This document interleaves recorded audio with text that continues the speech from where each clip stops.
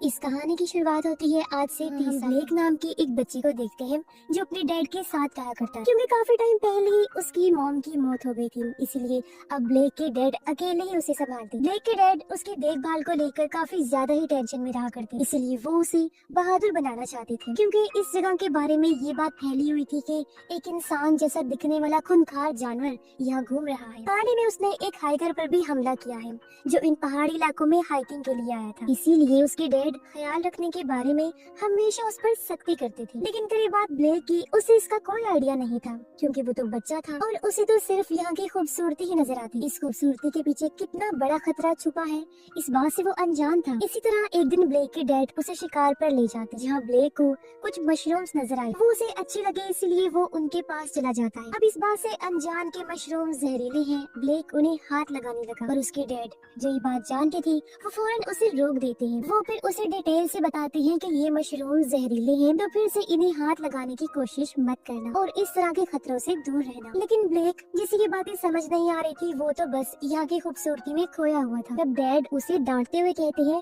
कि अक्ल से काम लो, भले ही ये जगह बहुत खूबसूरत है, लेकिन यहाँ कितने खतरे छुपे हो सकते हैं तुम्हें अंदाजा भी नहीं, इसलिए ध्यान रखो। तभी एक हिरन इनके सामने आ जाता है, इसलिए डैड उसका शिकार करने के लिए निशाना बना लेते हैं, पर अचानक हिरन वहाँ से भाग जाता है। अब इधर डैड का ध्यान तो हिरन की तरफ ही था, जबकि ब्लेक भाग जाता है। वो गन लेकर दूसरी तरफ भाग रहा था, क्योंकि उसे लग रहा था कि मैं वहाँ से हिरन का शिकार कर लूंगा। लेकिन स्कोप में उसे हिरन तो दिखाई नहीं देता, पर एक आदमी जैसा दिखने वाला जानवर दिख जाता है जो पूरी तरह गुर्रा रहा था, और उसकी भयानक आवाजें पूरे जंगल में गूंज रही थी, जिससे ब्लेक बुरी तरह डर जाता है। और तभी डैड आकर उसे पकड़ लेते हैं।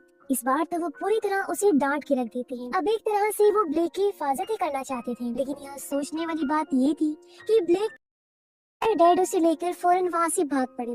पास ही बने ट्री हाउस में दोनों छुप जाते हैं। ब्लेक के डैड स्कोप से देखते हैं तो जमीन पर उसे हिरन की लाश पड़ी थी, जिसका ये लोग शिकार करने वाले थे। लाश की हालत बहुत ही बुरी, उसकी चीर फाड़ की गई थी, जो और किसी का नहीं बल्कि उसी जानवर का काम था, जिसने इनके शिकार करने से पहले ही हिरन का शिकार कर लिया, और अब वो इनको भी अपना शिकार बनाना चाहता है। अब यहाँ डैड उस जानवर, उस मॉन्स्टर को भी देख लेते हैं, जिसे देखते ही उन्होंने शूट कर दिया, लेकिन निशाना चूकने की वजह से वो जानवर भाग जाता है। ब्लेक जो बुरी तरह डर गया था, डैड से पूछता है कि वो क्या चीज थी आखिर। इस पर डैड उससे झूठ बोल देते हैं ताकि वो डरे ना। कहती है बेटा वो तो बस भालू था। लेकिन घर आने के बाद वो अपने डैड को किसी से फोन पर बात करते सुन लेता है। डैड कह रही थी कि वो जानवर सच में है, आज मेरा उससे सामना हुआ है, मेरे बेटे को उससे खतरा है, इसीलिए मुझे उसका काम तमाम करना होगा। खैर अब यहाँ से कहानी 30 साल आगे जाती है, यानी मौजूदा वक्त में, जहाँ ब्लेक अब खुद भी एक बाप था जो अपने फैमिली के साथ सैन फ्रांसिस्को में रहता। उसकी एक प्यारी सी बेटी थी जिसे ब्लेक बहुत ज्यादा प्यार करता था, और हर बाप की तरह उसका भी मकसद हमेशा अपनी बेटी था, लेकिन अपने डैड की तरह नहीं। वो अपने बेटी की हिफाजत तो करना चाहता था, लेकिन वैसा बिहेव बेटी के साथ कभी नहीं सोच सकता था जैसा उसकी डैड करती थी। इसी तरह ब्लेक की बेटी भी उसे बहुत प्यार करती थी। जब भी उसके डैड उसके साथ होती, वो बहुत अच्छा और सेफ महसूस करती थी। अब यहाँ उसकी बेटी शरारत करने लगती है, खेलते हुए उसे ऐसी गलती हो जाती है जिससे उसे चोट भी लग सकती है, और अब ये देखते ही ब्लेक अपना कंट्रोल खो देता है, और आज वो पहली बार बुरी तरह अपनी बेटी को डांट के रख देता है, जिस वजह से बच्ची रोने लगी। तो फौरन ब्लेक को एहसास हुआ कि ये क्या, मैं तो अपने डैड जैसा ही बन गया हूँ। तो वो फौरन अपनी बेटी को सॉरी बोलते हुए कहता है कि बेटा आइंदा मैं तुम पर कभी नहीं चिल्लाऊंगा। दोनों बाप बेटी का रिश्ता भी काफी मजबूत था, हमेशा की तरह आज भी उसकी बेटी गिन। वो ब्लेक के माथे पर हाथ रख के कहती है, डैड आप इस टाइम ये सोच रहे हैं ना कि आप अपनी बेटी से बहुत प्यार करती हैं। इस पर वो मुस्कुरा कर कहता है कि सही कहा बेटा, मैं तो बिल्कुल यही सोच रहा हूँ।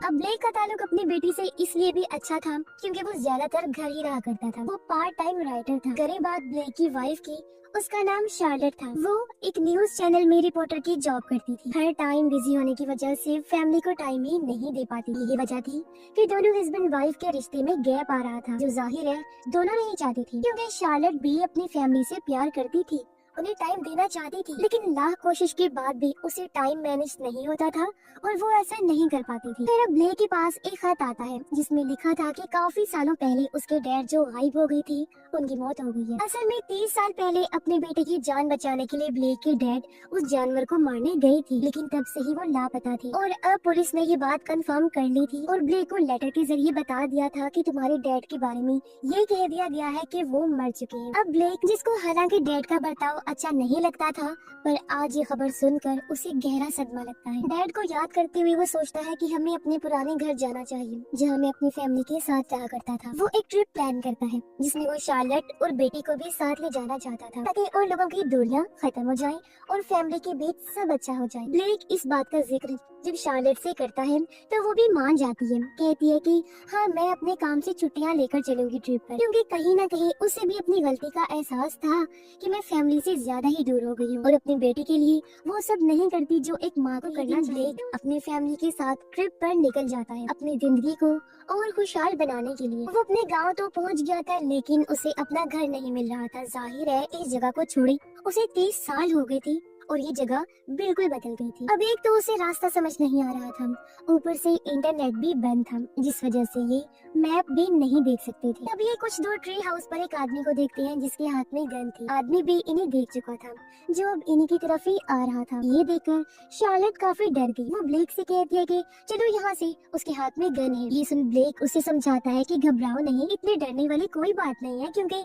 यहाँ हर कोई अपने पास गन जरूर रखता है। आदमी जब पास आया तो पता चला कि ये ब्लेक के बचपन का दोस्त ही था। वो ब्लेक को पहचान लेता है। तब वो अपनी दोस्त को कहता है, मुझे रास्ता समझा दो प्लीज, मैं अपना ही घर नहीं ढूंढ पा रहा हूँ। दोस्त उसे रास्ता समझाने के लिए गाड़ी में बैठ जाता है। सफर करते करते इन्हें काफी रात हो गई थी और ये लोग अपने घर के काफी करीब भी पहुँच गए थे, पर अचानक गाड़ी के सामने अजीब सी चीज आ गई थी, जिससे ब्लेक का ध्यान भटक गया और उनका काफी बुरा एक्सीडेंट हो जाता है, क्योंकि उनकी गाड़ी पलट गई। ब्लेक का दोस्त जो बहुत घबरा गया था, गाड़ी से बाहर जाने की कोशिश करता है। इनकी गाड़ी ऊपर अटकी हुई थी। जैसे ही उसके दोस्त ने दरवाजा खोला, वो नीचे गिर जाता है, जहाँ वो एक जानवर उस पर हमला कर देता है। ये देख फैमिली बाहर आने की कोशिश करती है। अब शार्लेट और उनकी बेटी तो बाहर आ गए थे, लेकिन ब्लेक के आने से पहले जानवर उस पर भी हमला कर देता है, जिसमें ब्लेक का बाजू जख्मी हो गया था, लेकिन वो भी जैसे तैसे बाहर आ गया था। तीनों गाड़ी से निकलकर भागने लगते हैं। इनके सामने एक घर था जो और किसी का नहीं बल्कि ब्लेक का ही था। वो अपनी फैमिली को लेकर घर की तरफ भागने लगा, क्योंकि वो जानवर इनके पीछे पड़ा हुआ था। जैसे तैसे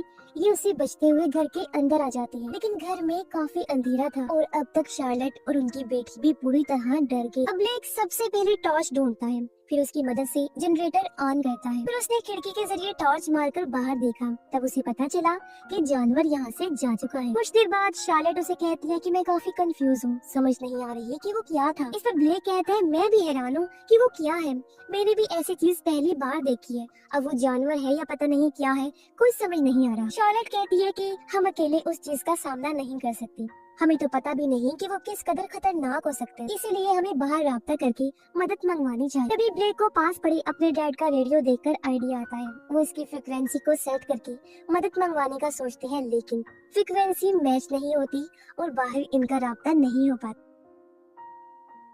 अचानक ब्लेक के साथ कुछ होने लगा, उसकी हालत खराब हो जाती है।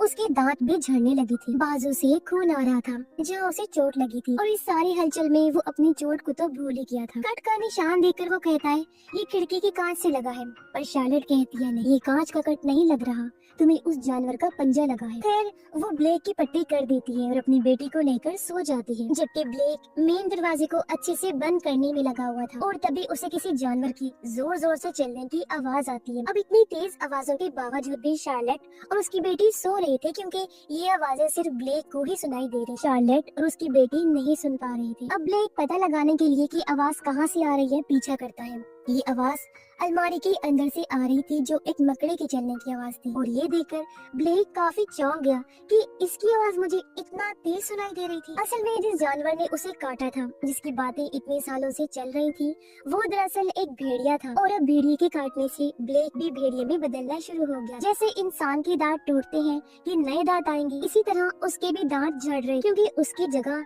नए भेड़िए वाले दांत आ रहे थे। उसकी सुनने की सलाहियत भी काफी बढ़ गई थी। जाहिर है ये चीजें उसके लिए काफी अजीब और डरावनी थी। एक टाइम में तो उसे ऐसा लगा जैसे मेरा दिमाग ही फट जाएगा, पर जैसे तैसे उसने खुद को संभाला और अब वो अपनी इस खूबी का फायदा उठाता है। ब्लेक भेड़िए की आवाज सुन लेता है, जो घर के बाहर से आ रही, क्योंकि वो आस पास ही था, और उसकी आवाजें सुनकर शार्लेट भी उठ गई। ब्लेक तो आवाज सुनने के लिए दरवाजे पर ही कान लगा के खड़ा हो गया, जिसके अगले ही पल भेड़िया नीचे से दरवाजे को तोड़कर ब्लेक का पैर पकड़कर उसे घसीटने लगता है। ये देखकर शार्लेट बहुत घबरा गई, लेकिन अपने हस्बैंड को मुसीबत में देखकर वो कुल्हाड़ी लेती है और भेड़िए को डराकर भगा देती है। अब ब्लेक इस भेड़िए से तो बच गया था, लेकिन भेड़िए के वायरस की वजह से जो वो खुद भेड़िया बन रहा था उसका प्रोसेस अब तेजी से बढ़ने लगा और अब तो उसे नॉर्मल आवाज भी अजीब और डरावनी होकर सुनाई दे रही, इसलिए वो कुछ भी समझ नहीं पा रहा था। और तो और अब इंसानों की तरह बोलने की ताकत भी उसकी जा चुकी। उसकी हालत देखकर शार्लेट समझ गई थी कि ये भेड़िए का इन्फेक्शन है। खुद ब्लेक को भी एहसास हो गया था कि अब मैं नहीं बचने वाला। डर की वजह से उसका टॉयलेट निकल जाता है। तब शार्लेट जैसे तैसे उसे संभालती है। वो पेन और पेपर लेकर आई ताकि ब्लेक लिखकर बता सके कि आखिर वो क्या कहना चाह रहा है। उसने लिखा